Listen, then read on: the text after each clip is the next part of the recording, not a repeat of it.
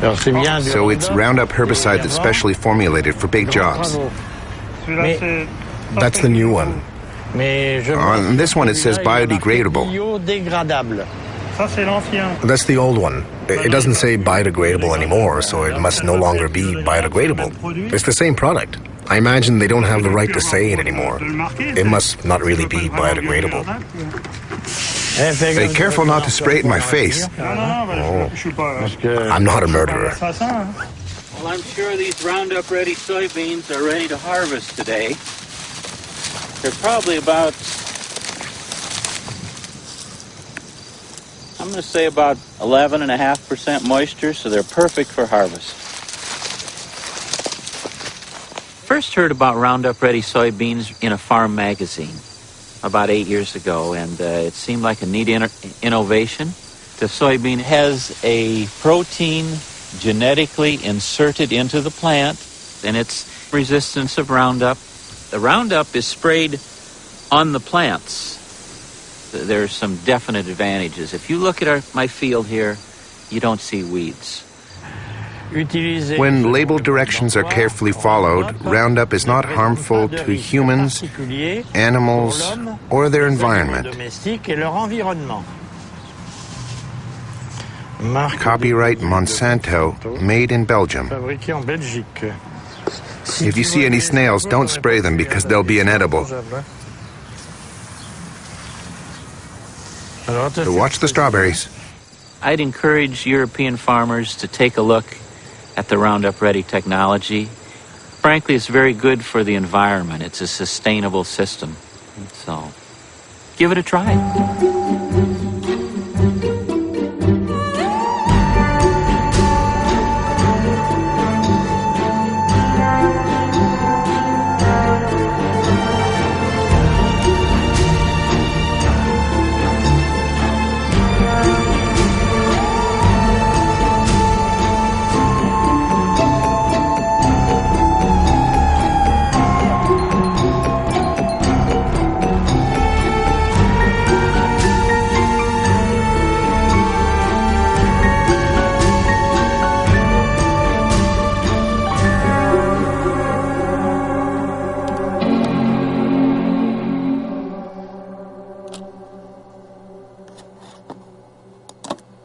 Monsanto.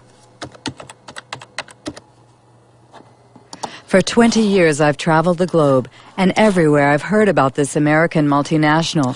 But what I've heard hasn't always been positive. Wanting to know more, I surfed the web for months to put the pieces of the puzzle together. On its website, Monsanto positions itself as an agricultural company that aims to help farmers produce healthier food while reducing agriculture's impact on our environment. Its leading product is Roundup, the world's best-selling herbicide for the last 30 years.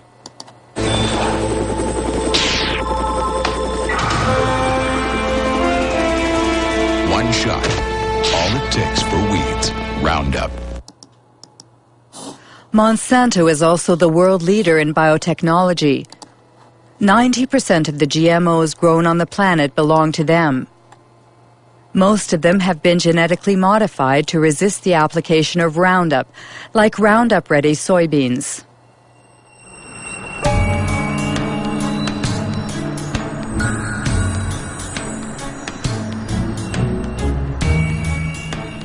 Monsanto's GMOs have invaded the planet, but no ag industry product in history has ever incited as much controversy and passion.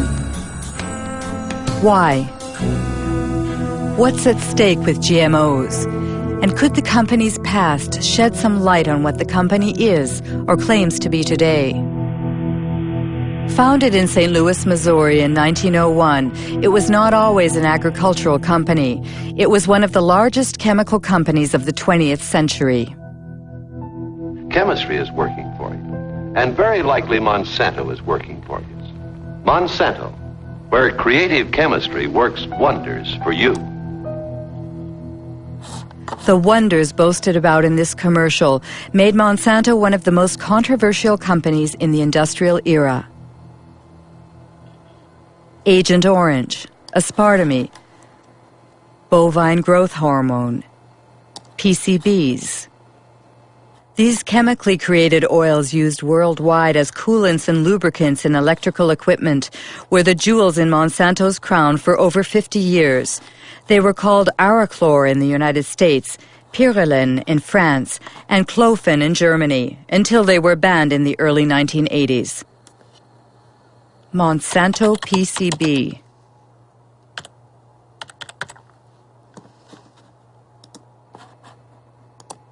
A Washington Post article from 2002. Monsanto hid decades of pollution. It happened in Anniston, Alabama.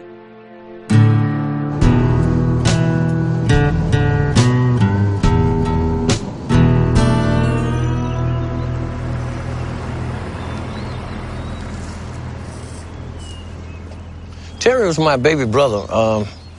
He died in 1971 from a cancer of the brains, or a tumor of the brains, cancer of the lungs, and hurries of the heart. He was 16. In the last 3 years, I have lost more friends. They died from illnesses, cancer, sugar diabetes, hepatitis, all these different ailments that comes with PCBs, and they have been related to PCB.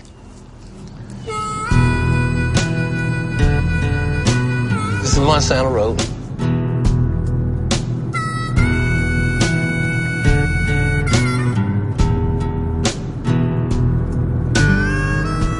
This is all just a black area, minorities that live in this area. But every one of these homes was like contaminated. They just cleaned that yard up over there to the right about 6 months ago. These was all homes. These people lived here, and they had to move. The houses was torn down.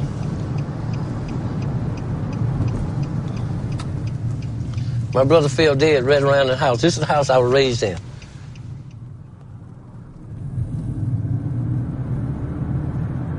See this grass right here? They buried PCBs over here. Monsanto got permission to bury PCBs in Anniston. And this is Snow Creek right here, where they put the cement in here. It comes from the plant discharging to PCBs all the way down through here. And it was poisoning. They never told anybody, but they told the state. The state didn't tell us.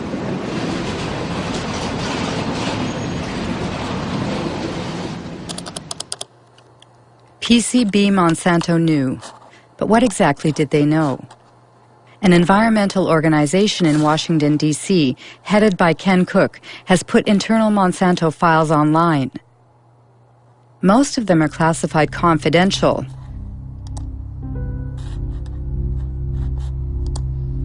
FYI and destroy. 1937, exposure to PCBs provokes systemic toxic effects and acne-form skin eruption. In 1961, 2 workers developed hepatitis symptoms after a pipe broke in a factory using PCBs. In 1966, Monsanto scientists placed fish in Snow Creek's water. All were dead in 3.5 minutes. Pollution, a letter addressed to sales executives in 1970. This is the one that really tells you the story. They're saying, we can't afford to lose $1 of business. Their neighbors in Anniston were not told about the poisoning that they were inflicting upon them because they didn't want to lose $1. It was only when lawyers went to court on behalf of people in Anniston and forced the company through the legal system to disclose these internal secret documents that we knew what they knew. They knew the truth from the very beginning. They lied about it. They hid the truth from their neighbors. They hid the truth, in many cases, from the government authorities. And when they did share information with government authorities that should have been acted upon, the government authorities, instead of siding with the people who were being poisoned, sided with the company. They sided with Monsanto. It was outrageous, absolutely unforgivable.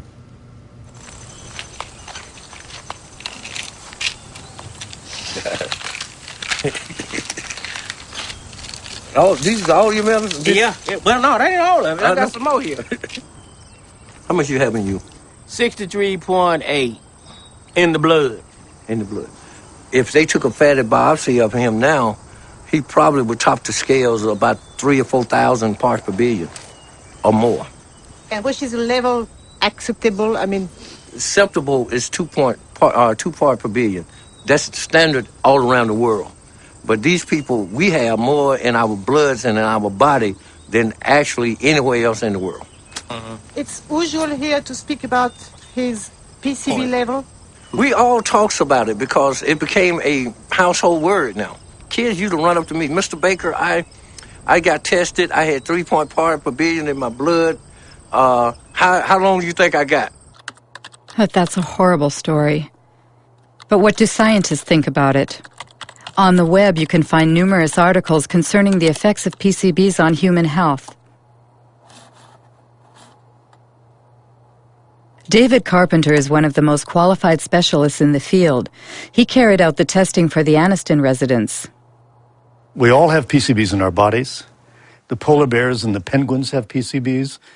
And what has happened is in the past, there were a few sites where PCBs were released, but over time, they've gone into the air, they've gone into the water, they've transported, so the whole world is now contaminated with PCBs.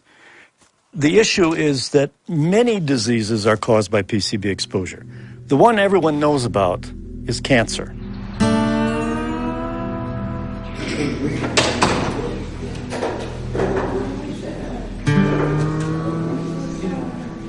My test results stated that I had 202 parts per billion in my system. Women that get pregnant and have PCBs in their body will have a child with a reduced IQ. 29.6. PCBs cause reduced thyroid function. Over 1,800. PCBs interfere with sex hormones. Pass away, I just let me pass away.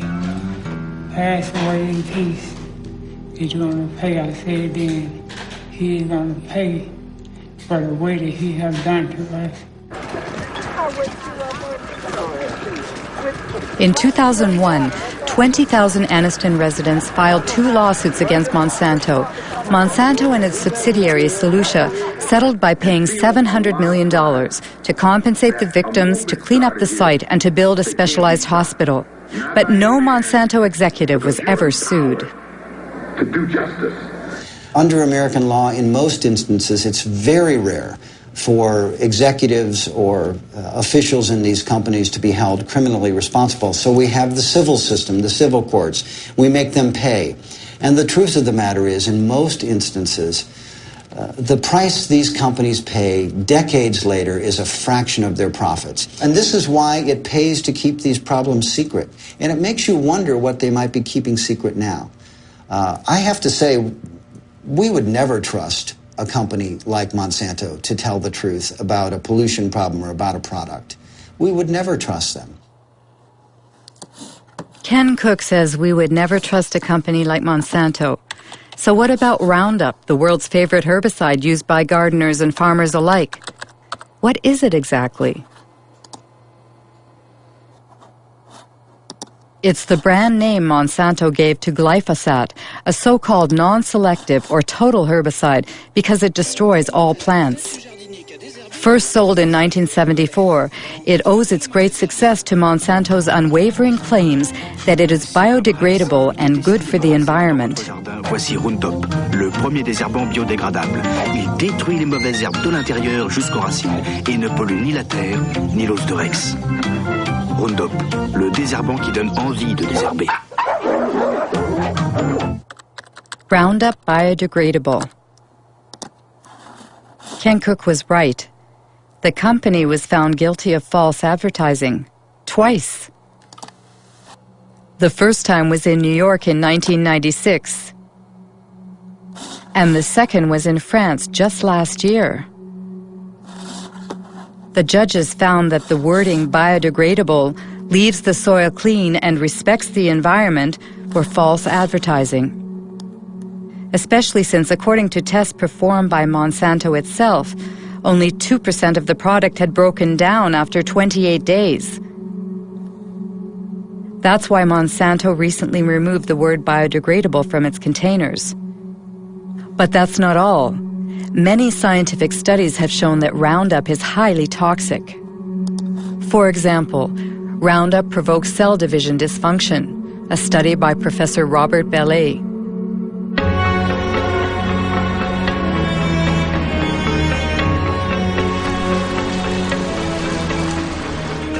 Professor Bellet works for the National Center for Scientific Research and the Pierre and Marie Curie Institute in France. He has studied the effects of Roundup on fertilized sea urchin eggs. The big surprise was that Roundup has an effect on cell division. We saw very quickly that Roundup affected a key process in cell division. Not the cell division mechanisms themselves, but those which control cell division. You have to understand how cells become cancerous. In the beginning, all cells are benign, and then at a certain point, modifications take place in the cells that make them unstable from a genetic point of view. This is the first malfunction that we observed with Roundup. It is for that reason that we consider that Roundup provokes the first stages that lead to cancer. We're careful not to say it provokes cancer, because we won't see the cancers develop for 30 or 40 years. It was immediately clear how important these findings were for product users, especially since the tested doses were well below those which people normally use, and we said to ourselves, gosh, we really have to let the public know about the dangers as quickly as we can. And I thought the best way to do that was to talk to my administration. But there, I was shocked, very, very shocked, because I was ordered, not to communicate our findings due to the GMO question lurking in the background. What an incredible account. Roundup's toxicity was hidden to protect the development of GMOs. So let's go back to the creation of GMOs. According to Monsanto's site, Roundup-ready soybeans, introduced in 1996, were the first bioengineered crop to be approved in the United States. Farmers using these seeds belong to the American Soybean Association, whose address is on Monsanto's site. John Hoffman is its vice president and an ardent biotechnology advocate. In the spring, I will go out and spray one pass of Roundup to burn down the weeds that are growing in the early spring. And about 6 or 7 weeks later, I'll spray a second pass of Roundup. And that controls the weeds for the year. Before we had Roundup technology, this field would have had weeds. We would have had to walk through and pull the excess weeds by hand. It was labor intensive. So the Roundup Ready system saves me time and it saves me money. It seems Monsanto's new wonder has what it takes to entice farmers. But how does it work? How can the soybean plants survive being sprayed with Roundup? This is a soybean cell. The core of this cell contains its DNA, in which the bean's genetic structure is encoded. In order to create its GMOs, Monsanto breaks the species barrier using a Roundup-resistant gene harvested from a bacterium. This gene is placed on microscopic particles of gold, which are fired into the soybean cells with a gene gun. The gene penetrates the DNA and creates a protein, making the plant resistant to Roundup. When the herbicide is sprayed on the crop, it kills all the weeds, leaving the soybean plants intact. One must admit that the process is an incredible technological feat. But these soybeans engineered to withstand such a powerful herbicide are destined for our dinner plates. They must have been thoroughly tested before being put on the market. Who was the Secretary of Agriculture at the time? Dan Glickman, Bill Clinton's Ag Secretary from 1995 to 2000.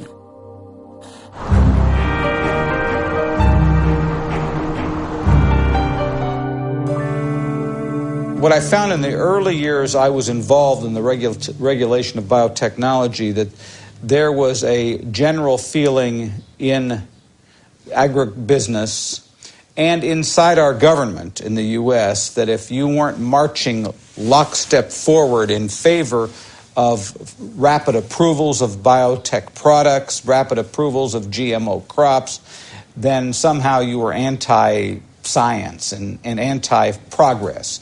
Well, I think that, frankly, there were a lot of folks in industrial agriculture who didn't want as much analysis as probably we should have had because they had made a huge amount of investments in the product. I mean, I think that, and certainly when I became secretary, given the fact that I was in charge of the department regulating agriculture, I had a lot of pressure on me not to push the issue too far, so to speak. But I would say even when I opened my mouth in the Clinton administration, I got slapped around a little bit by not only the industry, but also some of the people even in the administration. In fact, I made a speech once where saying that we needed to more thoughtfully think through the regulatory issues on GMOs. And I had some people within the Clinton administration, particularly in the U.S. trade area, that were very upset with me. They said, how could you in agriculture be questioning our regulatory regime? In a nutshell, in the United States, the Secretary of Agriculture doesn't stand a chance against the multinationals. But just how are GMOs regulated in the United States? The most crucial policy on the subject was published by the FDA, the Food and Drug Administration, which is legally responsible for regulating the safety of food and medicine. Title: Foods Derived from New Plant Varieties. Date: May 29, 1992. Principle 1. Foods derived from genetic modification are regulated within the existing framework that applied to foods developed by traditional plant breeding. Obviously, the FDA decided not to create a special category for GMOs. For further information, contact James Mariansky, who headed the biotechnology department at the time.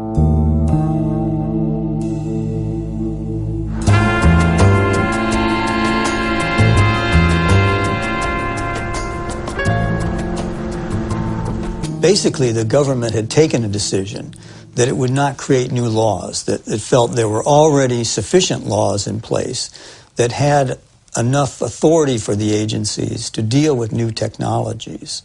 That means the White House asks the agency to write a policy where GMOs should not be submitted to a specific regulatory regime?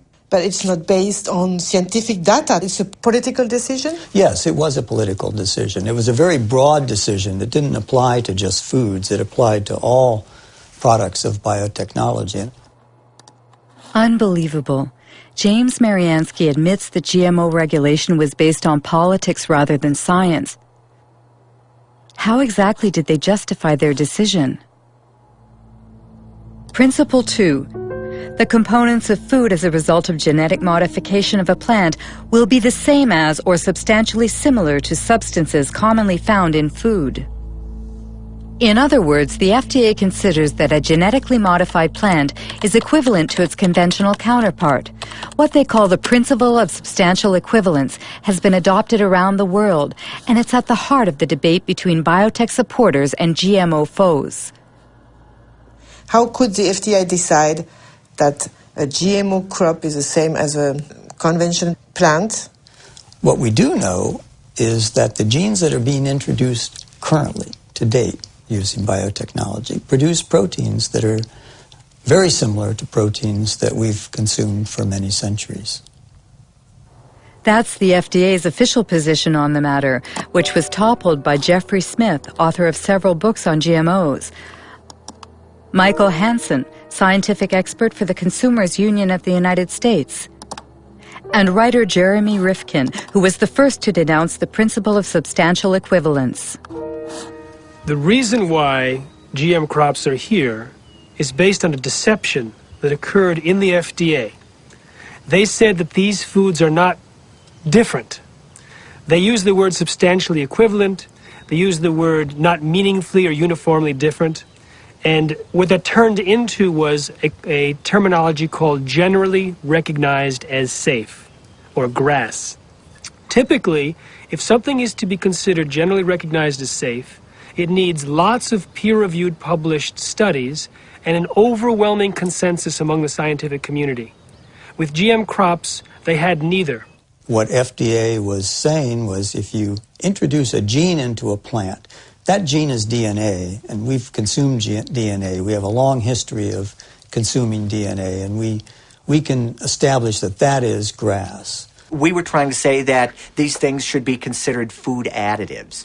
When you want to put a new coloring agent in a food, the tiniest bit of coloring agent or a preservative or some other tiny chemical, that's considered a food additive, and you have to go through all these procedures to show that it meets the criterion of reasonable certainty of no harm. But when you genetically engineer a food which can cause untold differences in that plant, they don't require anything. Here in Washington, if you were to have an evening and go out and get a drink at one of the local haunts where all the lobbyists hang out, everybody would laugh about this. They all know this was a joke, this substantial equivalency. This was simply a way to paper over the need for these companies, especially Monsanto, to move their products into the environment quickly with the least amount of government interference.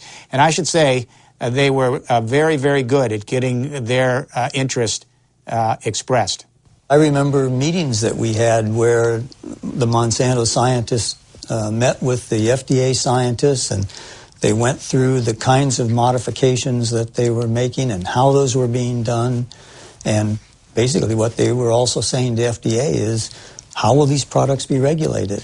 I have never seen a situation where one company could have so much overwhelming influence at the highest levels of regulatory decision-making as the example of Monsanto with its GM food policy in the government. Exceptional news footage actually shows George Bush Sr. visiting Monsanto's research facility 9 years before Roundup-ready soybeans were first sold. What I'd like to do today is show you some of the steps we go through when we're moving genes from one organism into another. And you'll actually be doing the very little manipulations we do in the laboratory, where we take DNA, cut it apart, mix different pieces together, and then rejoin them, splice them back together. This tube contains DNA that was made from a bacterium. DNA would look the same whether it was from a plant or What an are we animal. saying here? Oh, I see. And this will lead you to do what? To have a stronger plant, or a plant that's resists herbicide. In this case, it resists the herbicide. I see. We have a fabulous herbicide. This is a chemical that will... When George Bush Sr. toured the company's headquarters, he was Ronald Reagan's vice president, and deregulation was this Republican administration's watchword. The intention was to boost industry by eliminating what White House hardliners called bureaucratic hurdles, like health and environmental safety testing, which were Monsanto's key problems. We have before USDA right now a request to test this for the first time on a farm in Illinois this year. And Get hallucinating about it, we'll lose it up here. Yes, we will. And then the expense goes out and nothing happens because you can't do it. Yeah, and I would say, quite frankly, we have no complaint about the way USDA is handling it. They're going through an orderly process. They're making sure that as they deal with these new things, they do them properly. And now, if we're waiting until September and we don't have our authorization, we may say something different. Huh? Call me. We're in a dereg business. In 1988, when George Bush Sr. was elected President of the United States, Dan Quayle became the new Vice President. 4 years later, he announced the American policy concerning GMOs, drafted just as Monsanto had wanted. We are taking this step as part of the President's Regulatory Relief Initiative, now in its second phase.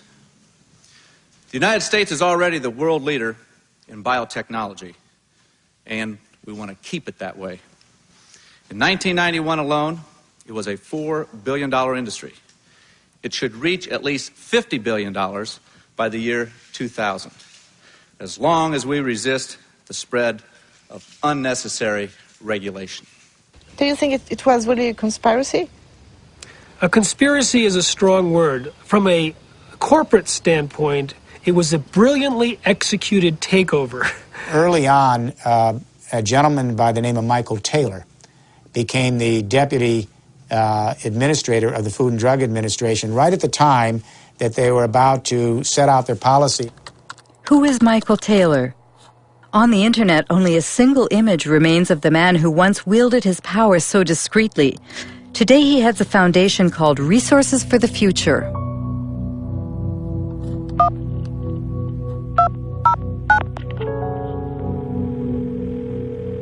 Hello, Marie-Monique speaking. Hello, it's Mike Taylor. My questions are about your role. I mean, when you were working at the FDA, before being hired by the FDA, you worked as an attorney for Monsanto during 7 years, didn't you? Well, I was a partner in a law firm of which Monsanto was a client. And I worked on some Monsanto matters, yes. And apparently, if I understood well what I read, the FDA created a new position for you, Deputy Commissioner for Policy? Well, because there was a special need at that time at the FDA because of the new GMOs? It had nothing to do with GMOs. Nothing at all to do with GMOs. I wasn't the author of these policies, but that's just false. He moved over to the FDA in July of 1991. Up until that time, he was at a law firm called King & Spalding. His personal clients included not only Monsanto, but the International Food Biotechnology Council. And he had drafted for them a proposal for how they would like to see genetically engineered foods regulated. And if you look at the proposal that was written for IFBC, that was Michael Taylor's, with the final one that was published, it looks very, very similar. So if he didn't write it, it looks like somebody took what he wrote and changed it slightly for the policy. Mr. Taylor was the deputy commissioner at the time, and he provided the leadership for the project and served as the chief, the sort of the lead policy person in terms of making sure that the project got done. So Monsanto played that game very well, both the political game and the regulatory game. They played a key role in bovine growth hormone in getting that thing approved, and also in how genetic engineering was dealt with. Michael Hansen has just mentioned bovine growth hormone. What's that? It's a transgenic hormone that's injected into cows, increasing dairy production by 20%. It would be an understatement to say that it had critics. The hormone threatens our health. Deadly poison. Manipulation.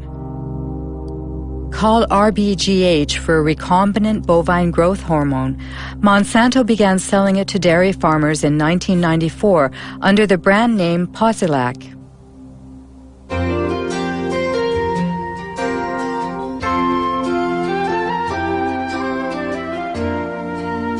Posilac is the single most tested new product in history.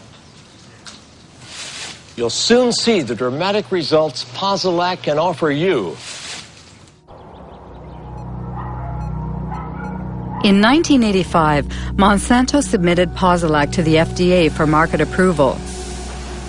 The experts at the FDA's Center for Veterinary Medicine reviewed the studies that the company had carried out on experimental herds. At the FDA, the veterinarian in charge of reviewing the data was Richard Burrows. In an interview, he stated that agency officials had suppressed and manipulated data.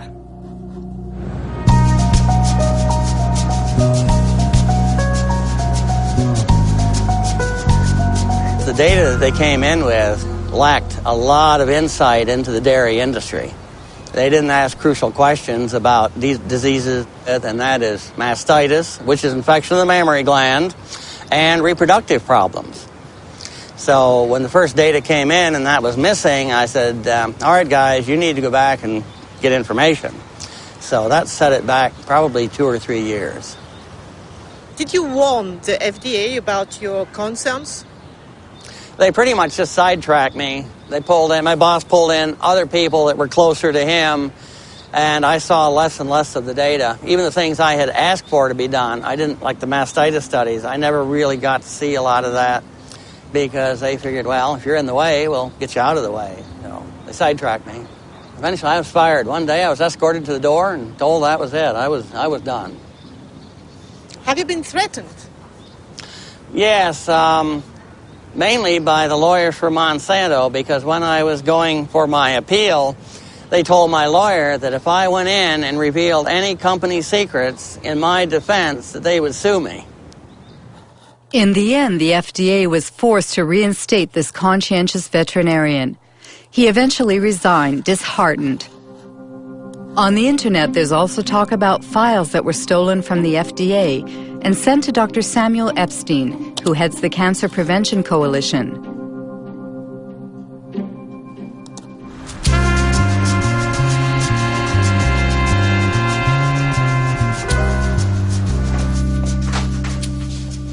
In 1990, Samuel Epstein published an article in The Milkweed, the standard for dairy reporting, edited by Pete Hardin. The scoop was based on the secret documents that the two men scrutinized. One morning, I came in, I think in October of that year, I came into my office and found a great big box of documents. And it came from Washington, but no indication as to who sent it. This was a box of files of all Monsanto records which had been submitted to the FDA on the veterinary tests in the preceding 6 years or so. Well, this was great fun. Many of these documents are original documents, and as it says here, company confidential. It contains confidential information which may not be reproduced, revealed to unauthorized persons, or sent outside the company without proper authorization. As an investigative journalist, that's the kind of stuff I like to report. Revealing this information made Monsanto and FDA very, very angry, because what we were able to establish is that there were dramatic physiological changes in the animals that received the shot, the hormone shots, compared to their control group peers.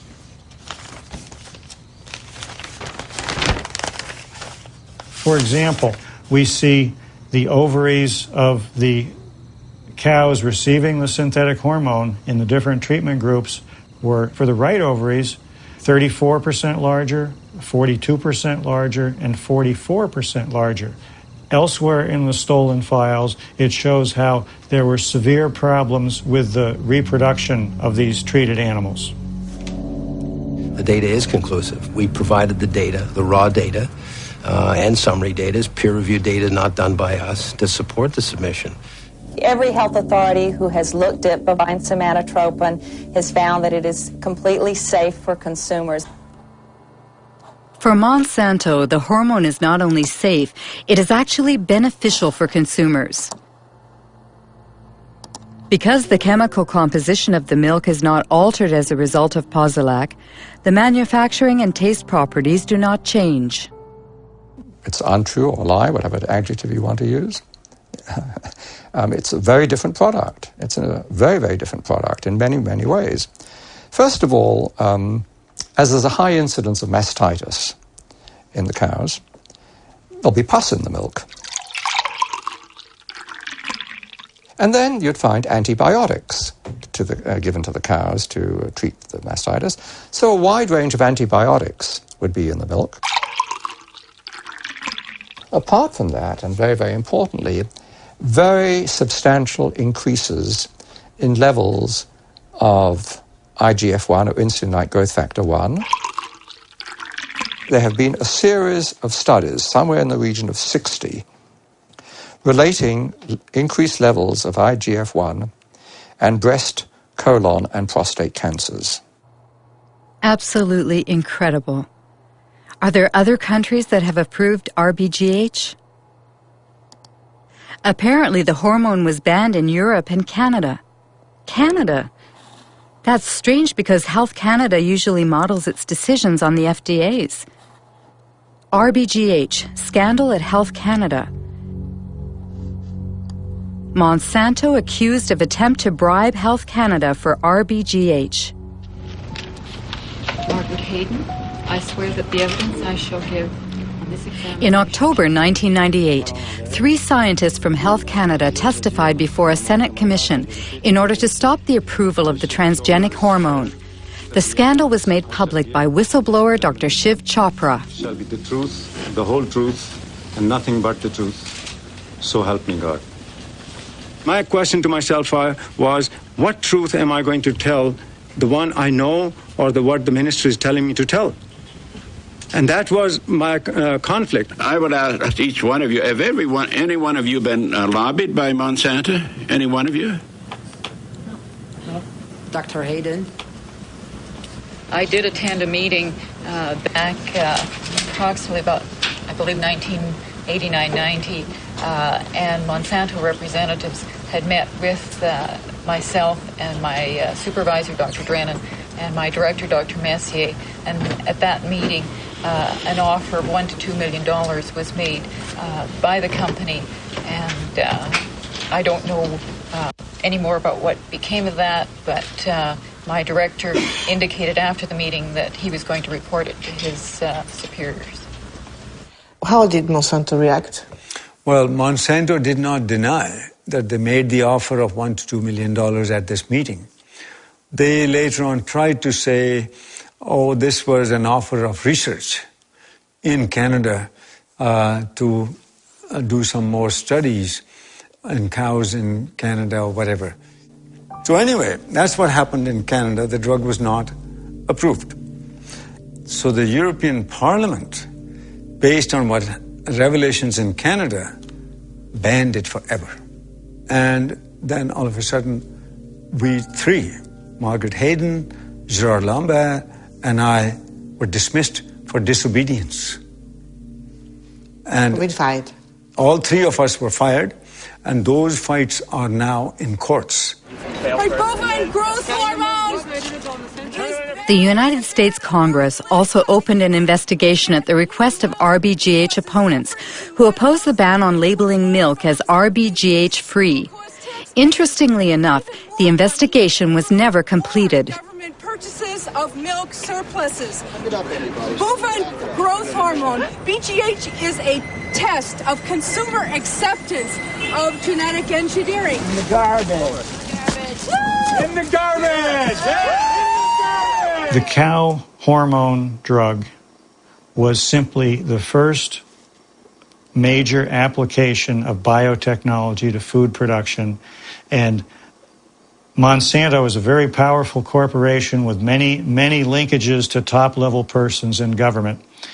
I think the prevailing ethic at the federal government was biotechnology is so important that we can't let a few little questions about cow safety or human safety get in the way. The reason the FDA approved it is it appeared to be that there was a lot of people that used to work had key positions that had worked for Monsanto, came over to the FDA and managed to get the FDA to approve it. It's revolving doors that move up. It's kind of like a double helix, a spiral. Revolving door? Yes, revolving door. The revolving door is not just in agriculture. It tends to be in many, many areas. Donald Rumsfeld was the CEO of Searle, which was a Monsanto subsidiary. The former U.S. Trade Ambassador, Mickey Cantor, ended up on Monsanto's board. Supreme Court Judge Clarence Thomas used to work for Monsanto. Monsanto revolving doors. The state of affairs in 1999 includes Linda Fisher moves from the Environmental Protection Agency to Monsanto, Michael Friedman from the FDA to Monsanto, Marcia Hale and Josh King from the White House to Monsanto, Margaret Miller from Monsanto to the FDA, William Ruckelshaus from the EPA to Monsanto, and let's not forget Michael Taylor, who went back and forth several times. Once your mission carried out by the FDA, you became Monsanto's vice president for public policy. Right. There is no conflict of interest for you. No, and again, the rules are the rules, and I played within the rules. I think in terms of public acceptance, it's been one blunder after another. If you're trying to have a strategy for having the public understand and accept the new technology, having the first application of it be related to milk, which we already have more than we need, it created, it helped create a climate of suspicion. I think the idea that companies are not required in every case of a GMO to submit the product to FDA, such as is required in Europe, I think that from a public confidence, public acceptance standpoint, that's not a sufficient system. I personally have said that Congress should change the law. Congress should create a mandatory notification system that ensures that every product is looked at by FDA and that FDA makes a safety judgment about every product. That's some very compelling testimony. It seems that Michael Taylor has qualms about the policy he signed in 1992. What about the FDA's own scientists? Was there a consensus on the GMO regulations? FDA documents show they ignored GMO safety warnings from their own scientists, written by Steve Drucker.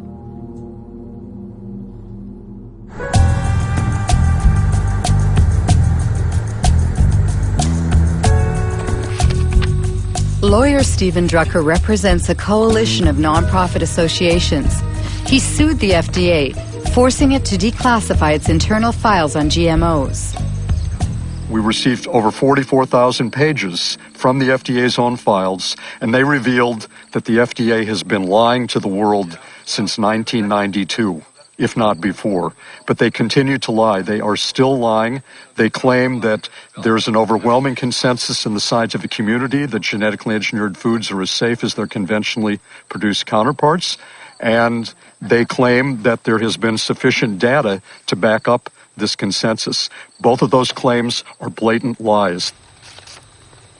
There are several examples. For instance, Dr. Louis Priebel of the FDA's microbiology group wrote, quote, "There's a profound difference between the types of unexpected effects from traditional breeding and genetic engineering," unquote. Then Dr. Priebel added in his memo that some of the aspects of genetic engineering may be more hazardous.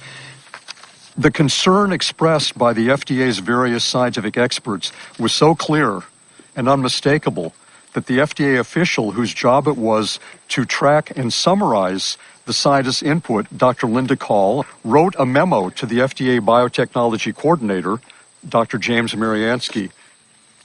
According to the internal FDA's files, which have been declassified now, there were many in-house critics, among the scientists of the FDA, about the proposed policy.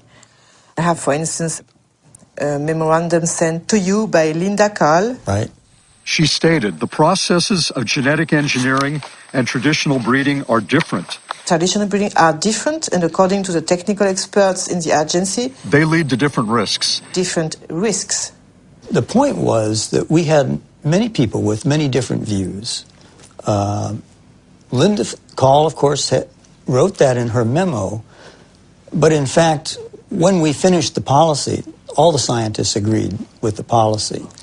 Now, FDA, of course, looked at the use of genetic engineering and has no information that simply the use of the techniques creates products that differ in safety or quality. Even before the consistent warnings in the memos from the FDA's own scientists, the FDA had very clear warning because the very first genetically engineered food supplement that came to market in the United States caused a major epidemic. Do you remember what happened in 1989 with L-tryptophan? You remember? Yes. It was a bioengineered amino acid. We know very well what's amino acid and... Right. That killed dozens of people and made hundreds and hundreds sick. It caused an epidemic of an unusual disease called EMS. Right. And how many people died? Right, but we have many... 37, and more than 1,000 people disabled. You remember? I do remember. And you said, according to FDA administrative record, we do not yet know the cause of EMS, nor can we rule out the engineering of the organism. Did you say that? That I read? Yes. Amazing. James Mariansky can't rule out the possibility that it's the genetic manipulation itself that triggers unexpected side effects. But he did nothing. Have any independent scientists investigated this question, which is crucial for consumers? Arpad Pusztai, world-renowned scientist, lost his job when he warned about GE Foods. 1998.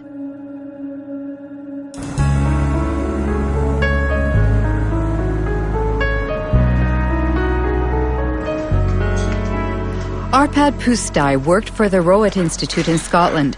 At the Ministry of Agriculture's request, he led a study on genetically modified potatoes with a budget of over €2 million and a staff of 30 researchers to prepare the arrival of GMOs in Great Britain. We were all enthusiastic about it. I was enthusiastic about it.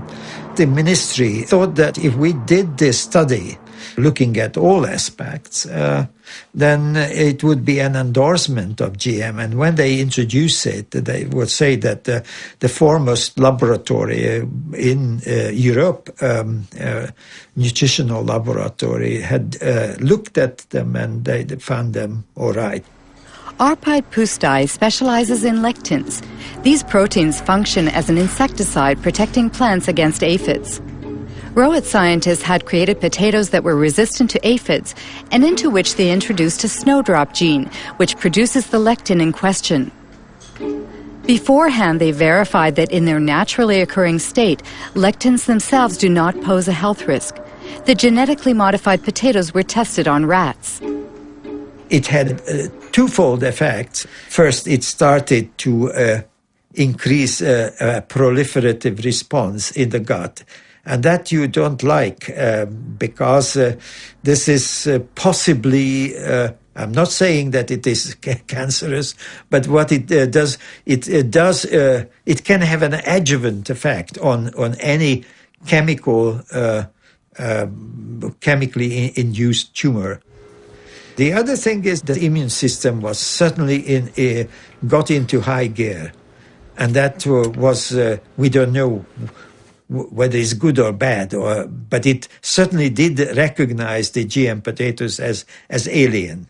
And we were convinced that this insertion is causing the problem and not the transgene. As I said, the transgene, when we did it in isolation, even at 800-fold concentration didn't do any harm.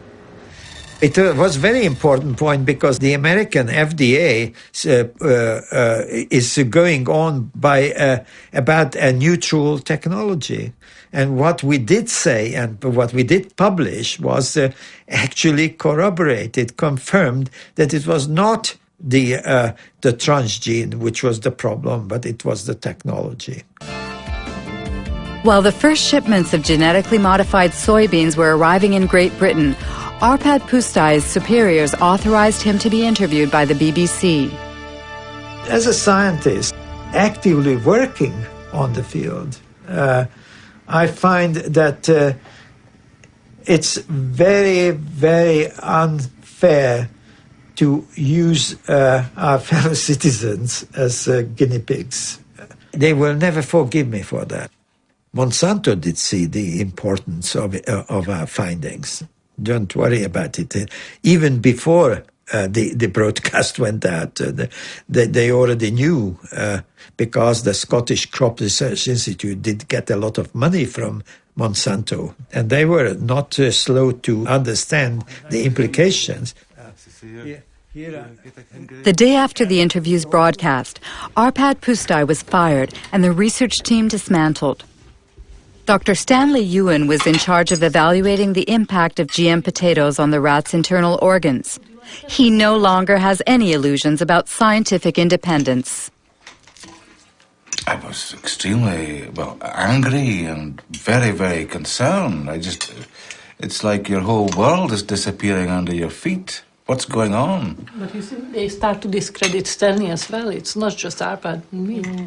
Stanley was made to retire and he was discredited at the university. As well? Oh, yes. Oh, yes. It was very hard indeed. Monday, it was wonderful work. Tuesday, it was rubbished. I had one or two ideas of what was happening, but a very imprecise idea until 8 years ago, almost exactly, I was at a dinner dance. And next to me at the top table was someone from the Raud called Dutteroy, who happened to say, I said, isn't it awful what's happening to Arpad? Yes, he said, and did you not know that there were not one, but 2 phone calls from Downing Street to the director? And then, of course, I saw clearly what was happening, that this was something sort of supranational, if you like, some pressure being put on Tony Blair's office to stop this work because it was perceived by the Americans to be harming their industrial base, the biotech industry, in other words. The Arpad Pusztai scandal triggered a massive rejection of GMOs in Great Britain, led by Greenpeace. A year later, Robert Shapiro, Monsanto's CEO at the time, agreed to participate in a teleconference organized by the environmental organization. This is the only existing video footage of the former CEO. He was responsible for moving the company into the biotechnology era with its new slogan, Food, Health and Hope. Monsanto made huge efforts to push its products in every direction with the full support of multinational food manufacturers, retailers, communications firms, regulators, even governments. You behave not as a company offering life and hope, but as bullies, trying to force your products on us. If I'm a bully, I don't feel that I'm a very successful bully. I want to start by emphasizing that biotechnology is a tool. Biotechnology in itself is neither good nor bad. It can be used well or it can be used badly. The products that are on the market have been reviewed through the regulatory processes that society has established in order to assure not only safety, but the environmental safety of the products themselves.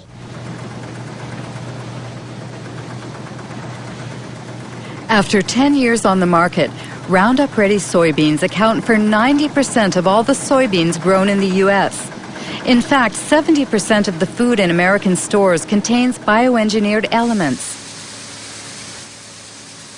Unlike Europe, consumers cannot make an informed decision because GM labeling is forbidden, a direct consequence of the principle of substantial equivalence. You know, I've got a soybean in my hand here, and I can eat this soybean. It's very safe, very safe. I think FDA is confident that the soybean, in terms of food safety, is as safe as other varieties of soybean. How is the FDA confident about that?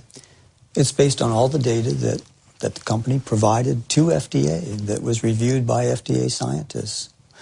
And so it's not in the company's interest to try to design a study in some way that would mask results. How can James Mariansky be so sure? If I type in Monsanto falsified scientific studies, I get 174,000 hits. Among them, a report from the EPA of the United States. Monsanto accused of falsifying studies concerning the carcinogenicity of dioxin.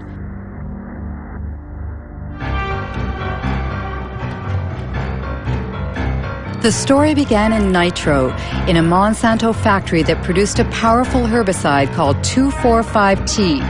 In 1949, an explosion in the factory provoked unexpected side effects. 228 workers developed an extremely disfiguring illness called chloracne.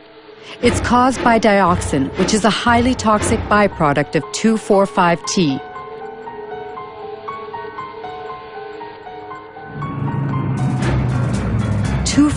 T was the main ingredient in Agent Orange, the defoliant used by the U.S. Army during the Vietnam War. During the war, 40 million liters of Agent Orange, containing 400 kilograms of pure dioxin, were sprayed on trees in southern Vietnam. 3 million people were contaminated, including thousands of American soldiers. Even some 40 years after the end of the war, dioxin continues to claim more victims. We know today that this poison provokes cancer and serious genetic malfunctions.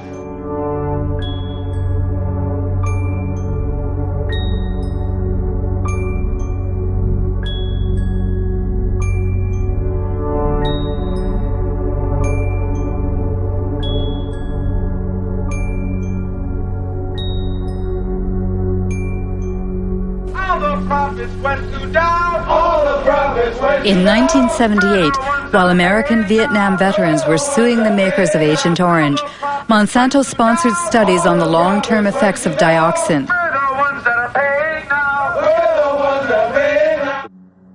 The company paid scientists to compare the health of workers who had been exposed during the nitro plant's accident 30 years prior to the health of non-exposed workers.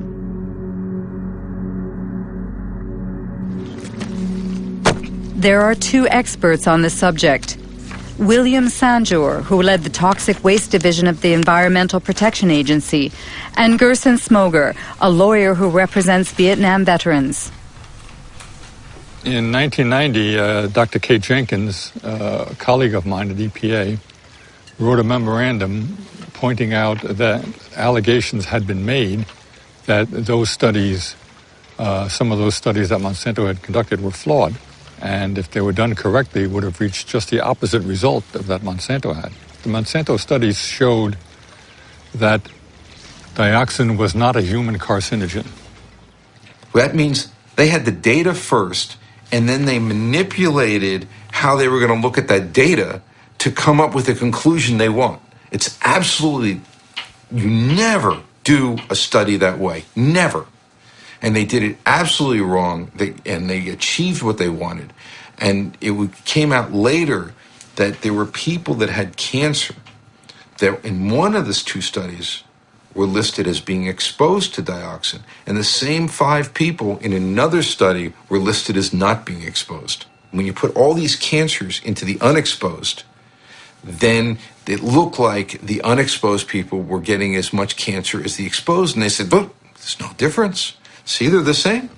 So then thousands of veterans were disallowed benefits because of exposure to Agent Orange. So all policy was affected by those studies for 7 to 9 years in this country. Being a good scientist and a good EPA employee, and someone, by the way, who's quite fearless, Kate Jenkins wrote a memorandum to the EPA Science Advisory Board asking them to review these 2 studies to see if they were correctly done. The fact is, there was no investigation of Monsanto. It didn't exist. Nobody investigated those studies. Nobody, period. What they investigated was Kate Jenkins, the whistleblower. They made her life a hell. They harassed her. They changed her jobs. They persecuted the poor woman. If you think of Monsanto today, they are telling that their GMOs, for instance, are sound and safe. Do you trust I wouldn't the believe company? a word that company says. Nothing. I might trust some independent source who investigated their claims, depending on who that independent source was and how good they are and how independent they are. Precisely. In order to prove the safety of Roundup-Ready soybeans, Monsanto carried out a study which was published in 1996 in a well-respected scientific journal.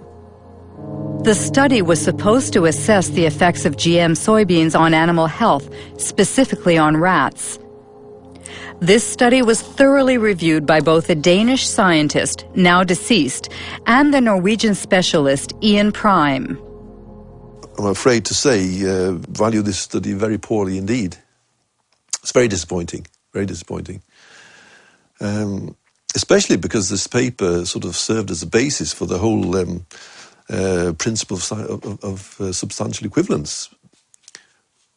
I can just cite, which is again a bit surprising, although the animal feeding studies provide some reassurance that no major changes occurred.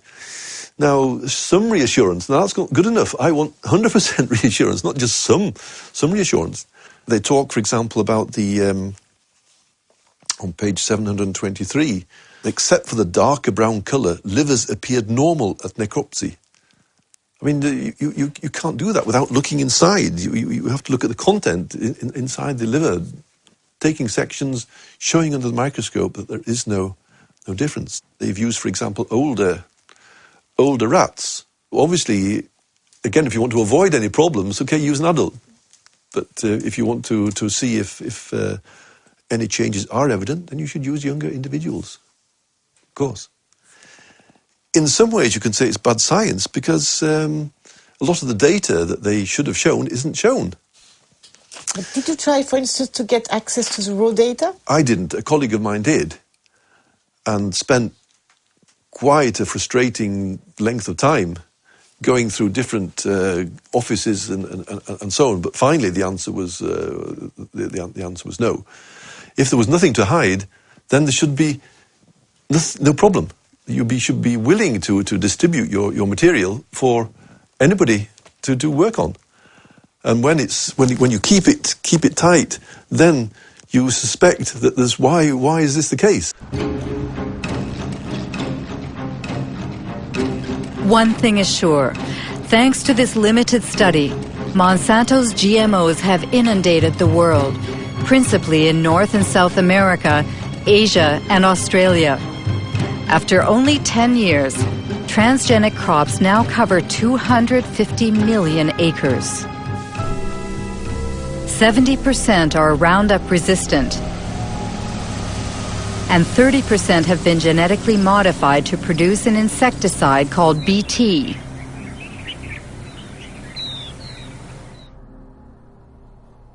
Since 2001, the company has published a yearly document titled The Pledge Report, a kind of ethics statement in which Monsanto tries to justify its business practices.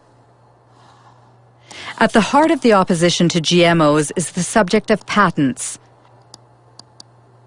This is what Monsanto calls their intellectual property, which are supposed to protect their investment. In North America, every farmer who buys bioengineered seeds must sign a technology agreement in which the farmer promises to respect the company's patent on the modified gene. Biotech crops are protected by U.S. patent law. And so I may not in any way save seed to replant the following year. It's something that is a protection for Monsanto, for biotech companies, because they literally invest millions and millions of dollars to produce this new technology. And how can Monsanto know that someone, for instance, replant harvested seeds?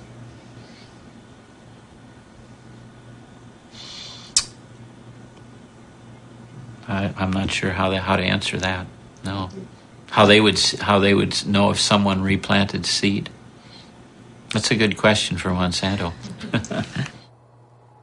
The question is so touchy that Monsanto prefers to circumvent it by making glorious promises. In cases of unintended appearance of our proprietary varieties on a farmer's field, we will surely work to resolve the matter to the satisfaction of both the farmer and Monsanto.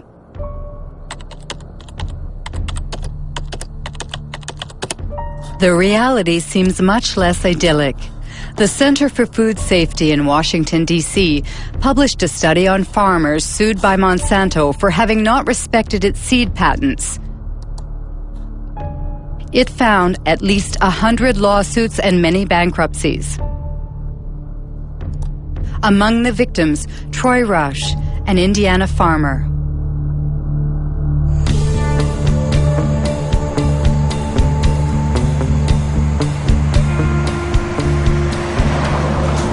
Our story starts back in 1999. A gentleman, and I use that term loosely, showed up at my mother and father's farm, and he claimed to be a private investigator hired by Monsanto. And he was out investigating farmers saving their own seed, and asked us, he'd come right out and ask us if we'd saved their seed.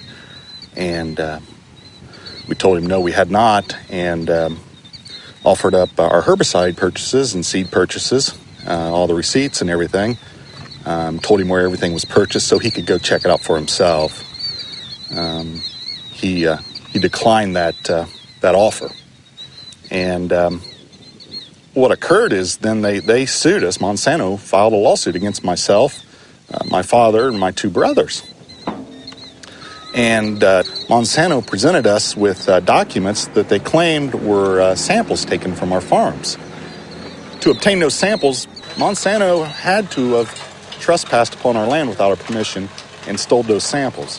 That year, I recall we had 492 acres of Roundup Ready soybeans. And they were grown under contract for a company for seed. And the contract was very specific. It spelled out the specific fields, so it wasn't a problem in isolating those fields. Everybody knew it. And why did you settle out of court with Monsanto? Well, after 2.5 years of this, the family was just destroyed. The stress involved in this, I mean, they're in essence threatening 5 generations of work. And if they would to prevail in something like this, it's all gone. They take it all away. They take it all away. Good morning. Morning, sir. How are you this morning, Troy? I'm well. How are you, David? Still surviving? Good. Troy Roush and David Runyon grow conventional soybeans. They have been victims of the so-called gene police.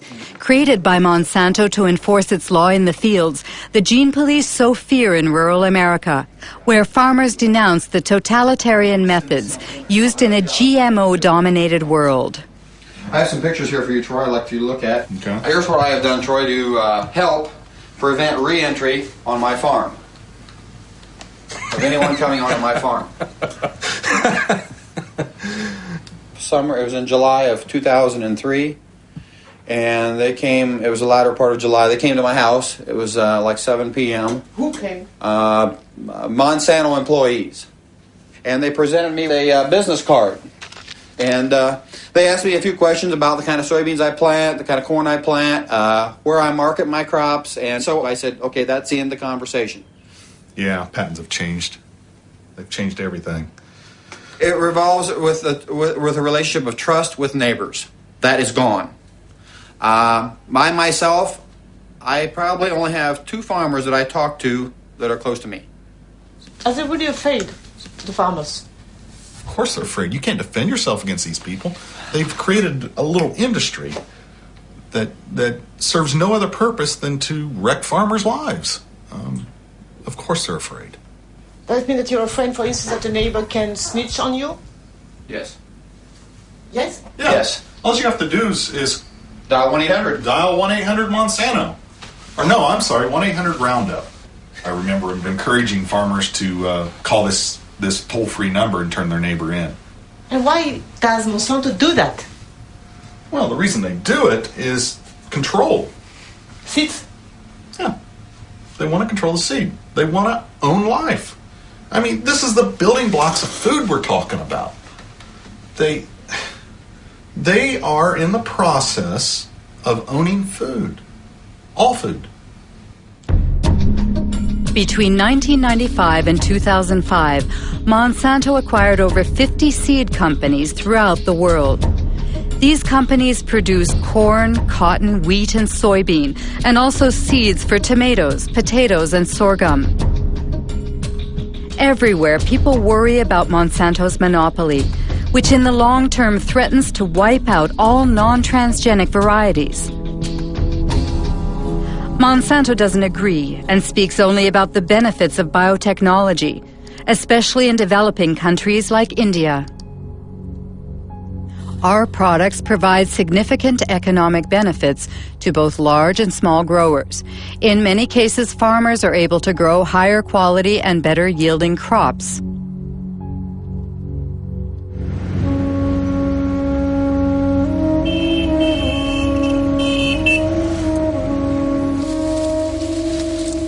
India is the world's third largest cotton producer.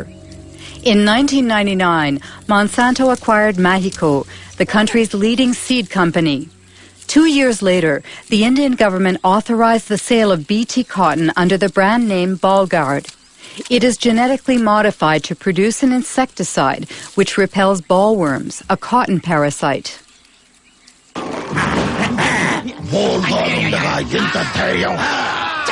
బోల్గార్డ్తో రాత్రి పగలు రక్షణ చూసారా Bollgard శక్తి యొక్క వాగ్దానం spray తక్కువ లాభం ఎక్కువ Bollgard ప్రతి విత్తనాలు కాయదులుచు పురుగులతో పోరాడే శక్తి.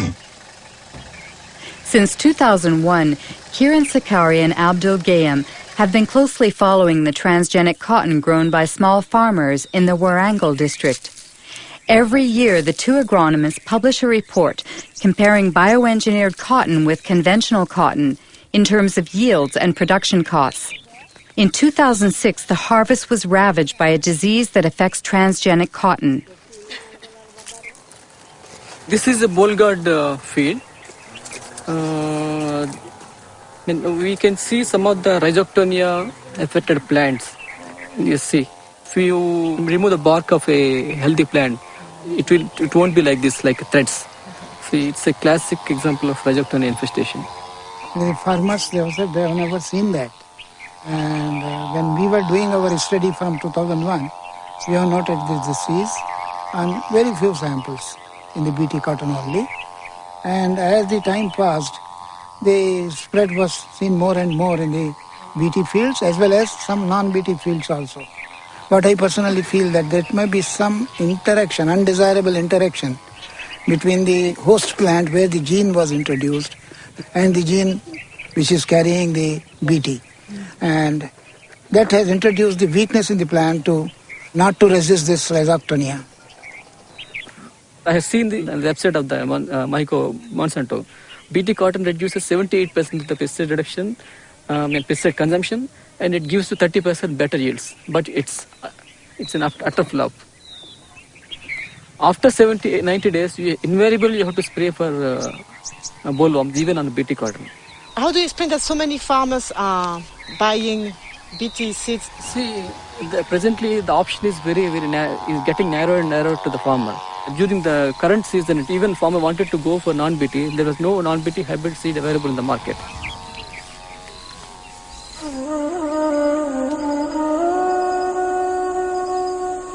Today in India, Monsanto controls nearly all of the cottonseed market, forcing the locals to buy its seeds at prices 4 times higher than conventional varieties. Small farmers must turn to moneylenders who charge high interest rates. If the harvest is poor, it means bankruptcy, a vicious circle which is decimating Indian villages.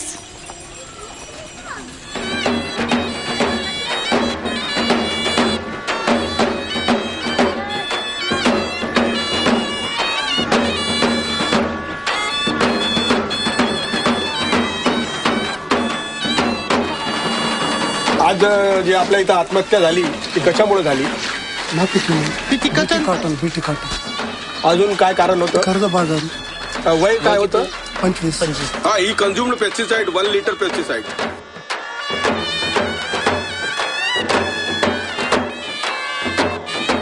पहिला suicide आहे का? नाही.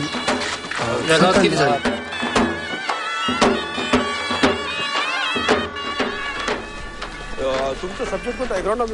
Tragedies like the one we've just witnessed occur 3 times a day in the Vidarbha region, where BT cotton was introduced in 2005.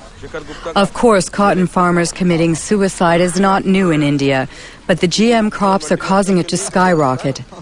However, in this battle that pits David against Goliath, Few dare to publicly denounce this international scandal.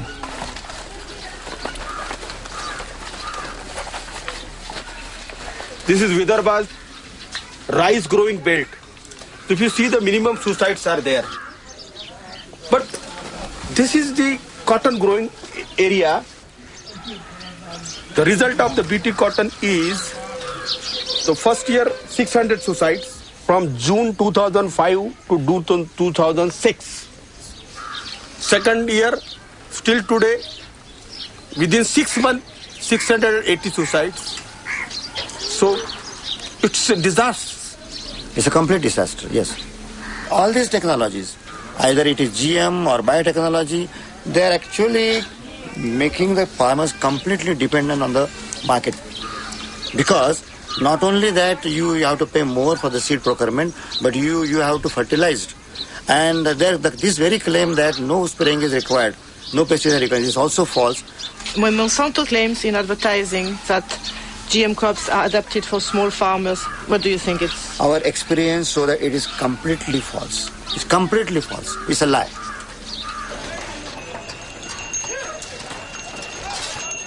On this day in December of 2006, a revolt was brewing in the largest cotton market in the state of Maharashtra.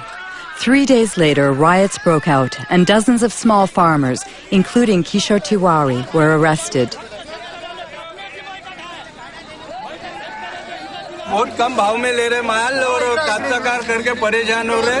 तुमचं किती आहे बेटा कर्ज? 32,000 rupees a day. तुमचं 60,000 rupees a day. तुमचं 50,000 rupees a day. 20,000 rupees a day. 50,000 rupees a day. 15,000 rupees a day. किती लोकांना BT लावायचं नाही पुढच्या हातवर? सर्व. They don't want to go for the BT.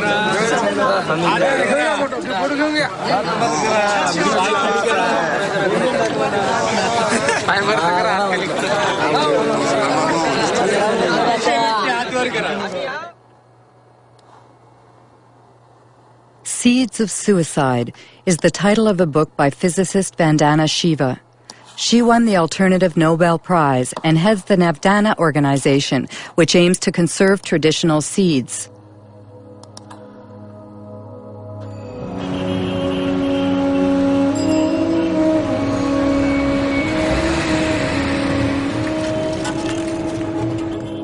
In the beginning, Vandana Shiva's battle was against the first Green Revolution, which brought industrial agriculture to India in the 1960s.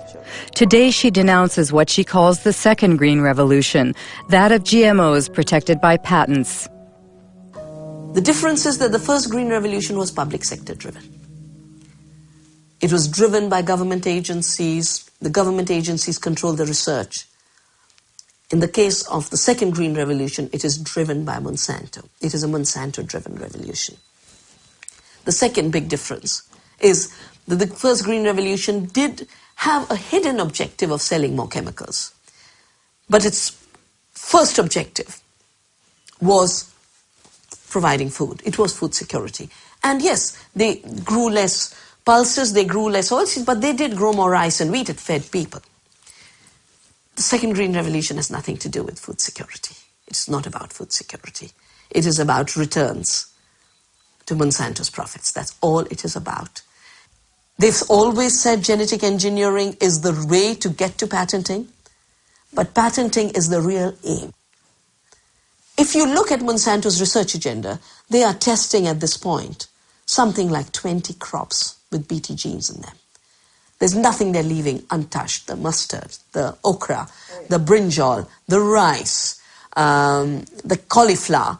Once they have established the norm that seed can be owned as their property, royalties can be collected, we will depend on them for every seed we grow, of every crop we grow. If they control seed, they control food, they know it, it's strategic, it's more powerful than bombs, it's more powerful than guns. This is the best way to control the populations of the world. Monsanto responds to Ms. Shiva's persuasive argument by brandishing its pledge: integrity, dialogue, transparency, and sharing.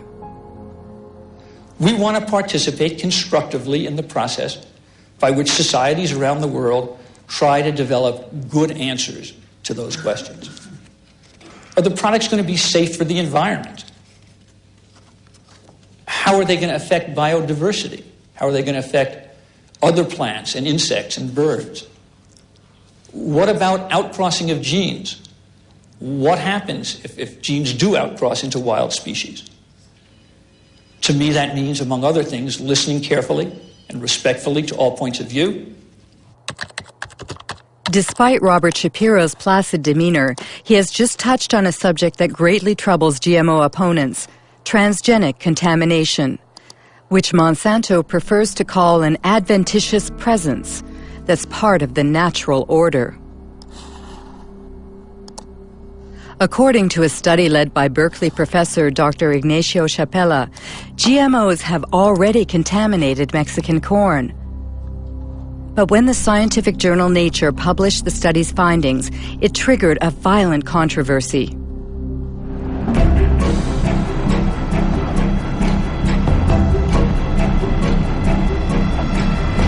I had been working for 15 years with indigenous communities in Oaxaca, in Mexico, and they had been developing the capacity to analyze their environment themselves. One of my students went to try and train people to detect transgenics. We brought with ourselves a positive control. That was a can of corn from the US that we knew was transgenic. And we were looking for a negative control. And we thought the best negative control is going to be corn from the local places, because we all believed that was the cleanest, the most well-preserved source of corn in the world. So the surprise came when we looked at these samples and we discovered that the samples that we all believed would be non-transgenic had already transgenic DNA within them. It was a very big surprise for us to discover that these land races of corn that were kept by people locally and supposedly maintained over 10,000 years had already been reached by transgenic contamination, mostly from the US.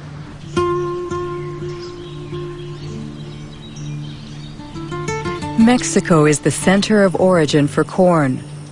More than 150 local corn varieties can be found in just the southern region of Oaxaca. This extensive biodiversity is a treasure, the world's genetic reservoir of corn. Millions of Mexican farmers have maintained it for thousands of years. This corn is for the family? Yes, only for the family. We use it to make tortillas. This year is a good size, so we'll save it as seed for next year's planting. You don't buy your seeds? No. You exchange them? Yes, it's our ancient barter system.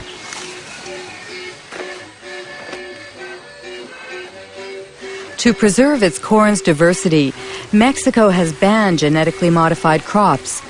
However, due to the NAFTA free trade agreement it signed with the United States and Canada, Mexico cannot stop the massive importation of American corn, 40% of which is genetically modified. This industrial corn, as it's called in Mexico, is highly subsidized by the U.S. government. So on local markets, it costs half as much as traditional Mexican corn.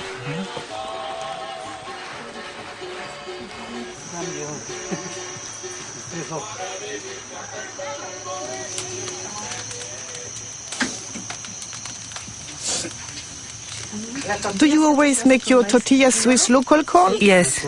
It's natural and has a better yield. Also, it's more nourishing because it comes from pure soil.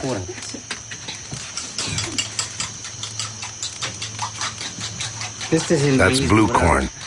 In the past, my ancestors only planted this kind of corn. Today, we maintain it as well. It existed before the Spanish conquest. Yes, there's another kind of conquest. What's the new conquest? It's the transgenic conquest that wants to destroy everything by making local corn disappear so that their industrial corn can dominate.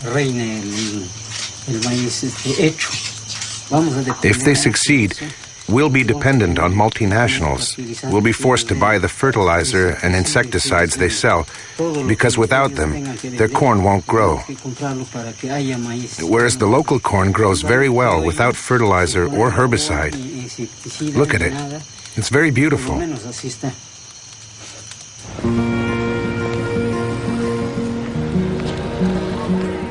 Ignacio Chapela's article provoked a violent reaction in Mexico. Since then, the National Ecology Institute has confirmed the contamination of Mexican corn. Roundup Ready and Bt genes have been found in corn from 5 regions of the country. What would happen if bioengineered corn crossed with traditional land races? Dr. Alberas Buya led a study using a local flower. She inserted the same gene in several specimens and then observed their growth. We observed that 2 plants, strictly identical from a genetic point of view, in other words, they both have the same genome, the same chromosomes and the same transgene. The only difference is that the transgene is located in different places. And well, once they grew, these plants presented a phenotype. That is to say, flower shapes that were very different. Some have flowers that are identical to their natural counterparts, like here, 4 petals with 4 sepals, but others have abnormal flowers with abnormal hair or strange petals. In addition, some are completely monstrous. The only difference in all of these plants is the location of the transgene, which was inserted randomly. Why is that worrisome? In Mexico, once the transgenic corn seeds have been released into the environment, it's very likely that the transgenes will insert themselves into the genomes of the local Mexican varieties. It's an unavoidable phenomenon, because corn plants cross naturally by wind-blown pollen. Given that, we fear that the genetic resources of traditional corn will be uncontrollably affected.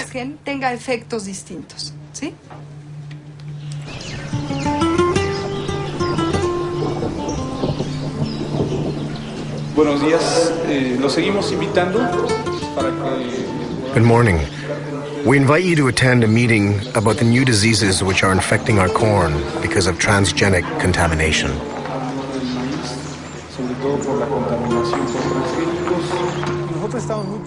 Aldo heads an organization of indigenous people.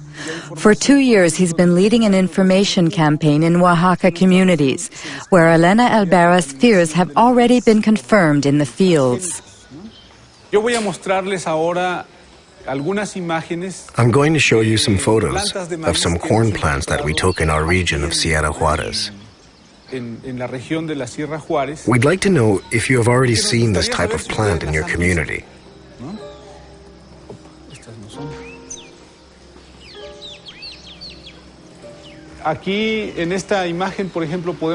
You can see that some very strange things are going on. This plant, for example, has a branch here and another one there. Normally, a corn plant is not like that. There is always only 1 ear per leaf. But look here. There are 3 ears coming out of the same leaf. They are really monsters. We sent a plant sample to a biotech lab to see if maybe it contained genetically modified genes. Unfortunately, the test came out positive. Usually, we see these types of plants along the roadside or in people's yards. It's possible that people buy corn in a shop and they drop some kernels while walking. Some kernels germinate. This is how traditional corn became contaminated.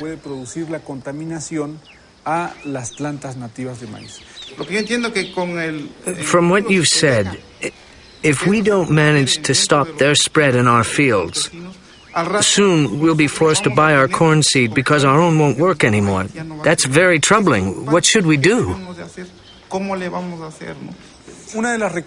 First of all, if you find a strange plant, you should immediately remove its stamen, because that's where its pollen comes from. In any case, you must be very vigilant in monitoring your plants.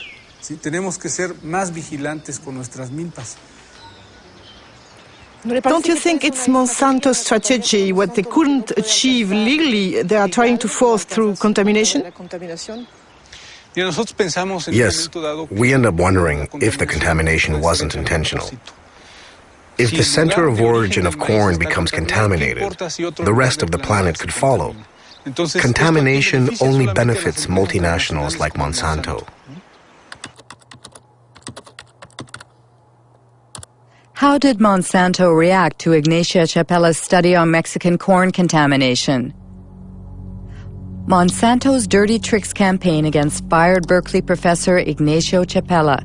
An article by Jonathan Matthews, who heads GM Watch, a GMO information service based in southern England.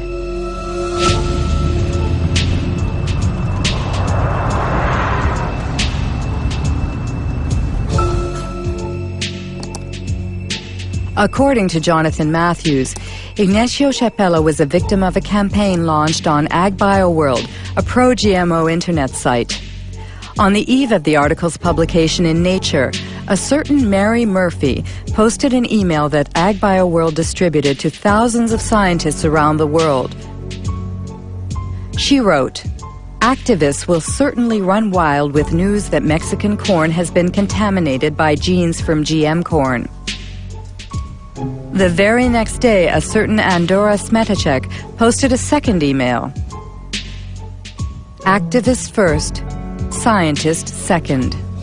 It's totally a smear campaign, and this is what happens over the first couple of days. You get Murphy and Smetacek coming in, then others come in and they say, we have to campaign on this, we have to inundate Nature, we have to go to the editor of the journal and we have to say this research isn't valid.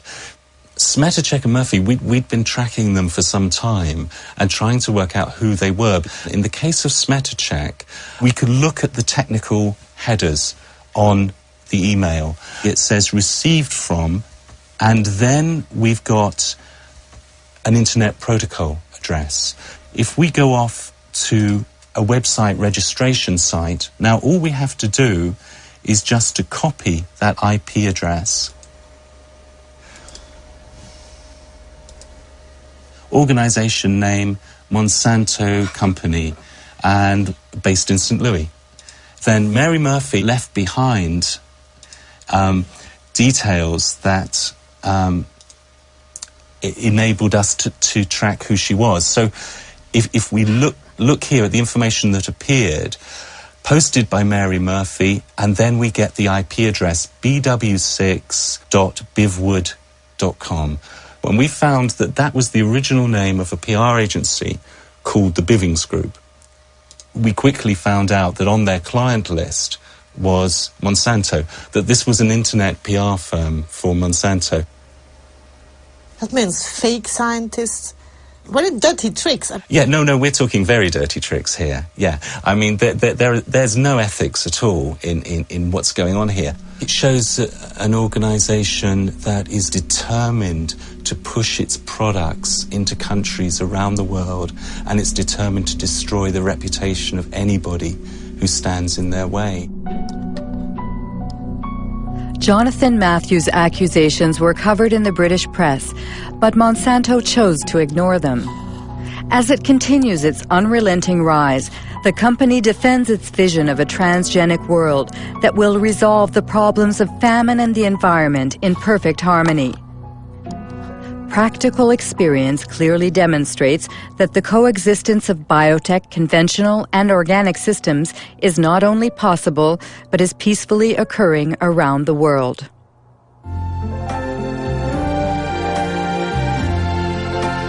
I see trees of green.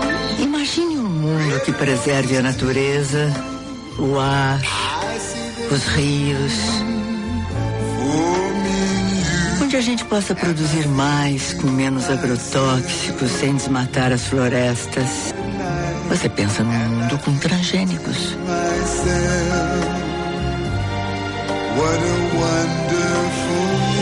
Uma iniciativa Monsanto com apoio da Associação Brasileira de Nutrologia.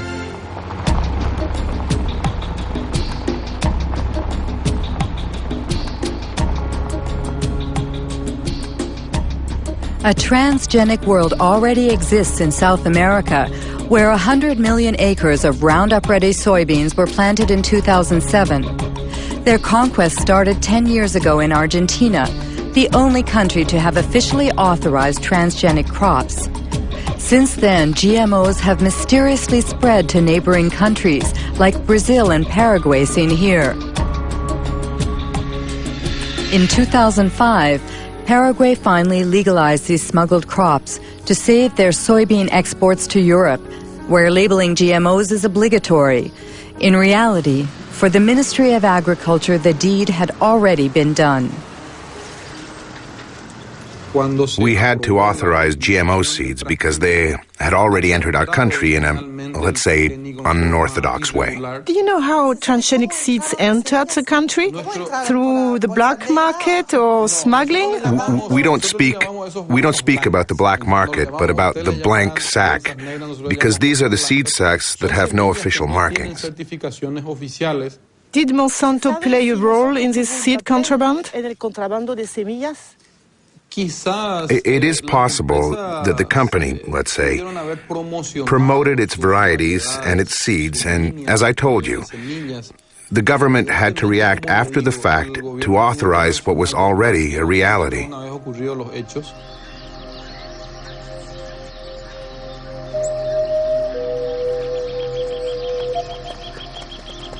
Whatever the origin, contraband has been profitable for Monsanto. As soon as the crops were legalized, the company obtained the right to collect royalties on each ton of soybeans the country produced. Just like in Brazil. Since then, there has been no let-up in Paraguay's deforestation and the expulsion of many small farmers who refuse to relinquish their small plots of land. Jorge Galeano leads a small farmers organization which is fighting against the progression of what he calls the green desert. What we have here is an example of a GM extension of soybeans. In fact, it's a monocrop that destroys everything in its path. Before here, there were fields containing everything that a family needed to live. Plants, trees, manioc, corn.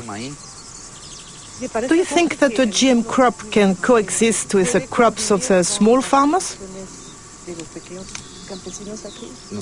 No, we are sure it can't. There are two incompatible models that can't coexist. It's a silent war that eliminates communities and families of small farmers. In addition, it destroys the biodiversity of the countryside. It brings death, poverty, and illness, as well as the destruction of the natural resources that help us live.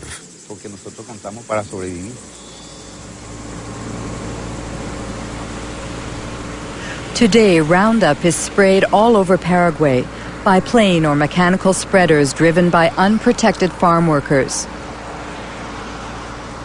The herbicide is sprayed right up to people's front doors or near the subsistence crops of small farmers. Every year, crops are destroyed and thousands of people contaminated. Like this family, which is surrounded by Monsanto's GMOs.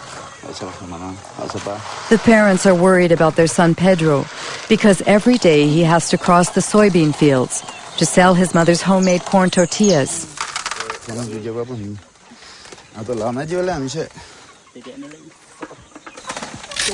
How long has he had that? It started 15 days ago. It started on his foot and then it spread. That's how it starts.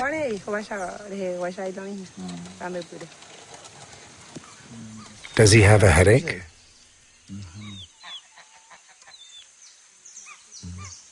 Is he eating? Very little. Today he didn't want to eat what I prepared for him. He only drank a little fruit juice. And his brother? He eats better, but it's difficult.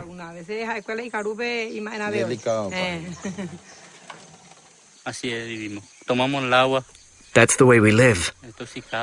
Recently, we lost 60 ducks and geese. They took a few steps, and then they fell down, dead as doornails. They spray deadly herbicide over there. And when it rains, the water streams down here, and since ducks live in water, that's the result.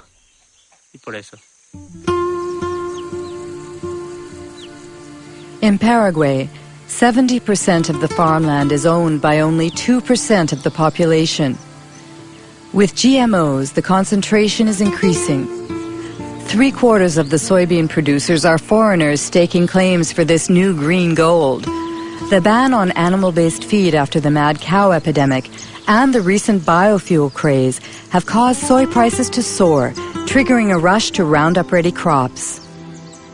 According to the last census in Paraguay, each year 100,000 people leave rural areas to live in urban slums.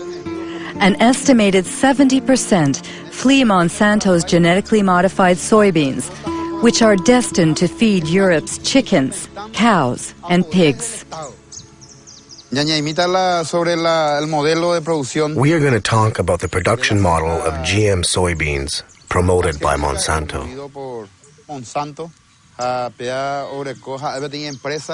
It's a true multinational company. It's everywhere in the world. Its objective is to control all of the world's food production through farmerless farming.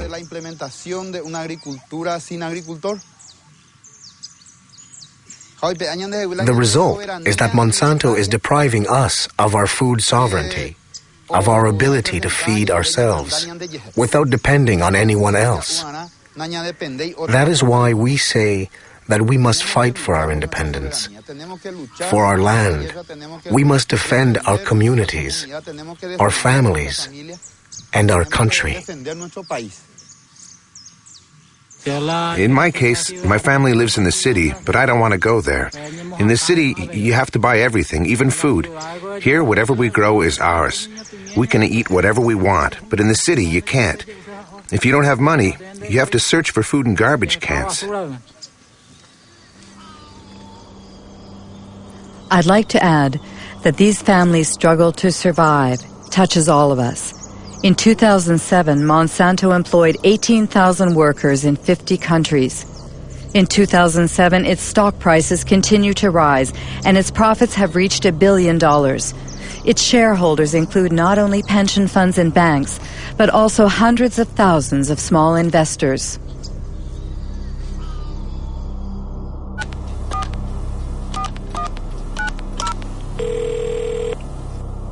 Chris Horner. Hello, Christopher Horner. I'm Marie-Monique Robin from France. Yeah, we appreciate your persistence in asking, but we've had several conversations internally about this and have not changed our position, so there's no reason for us to participate. Our suspicion is that it would not be positive.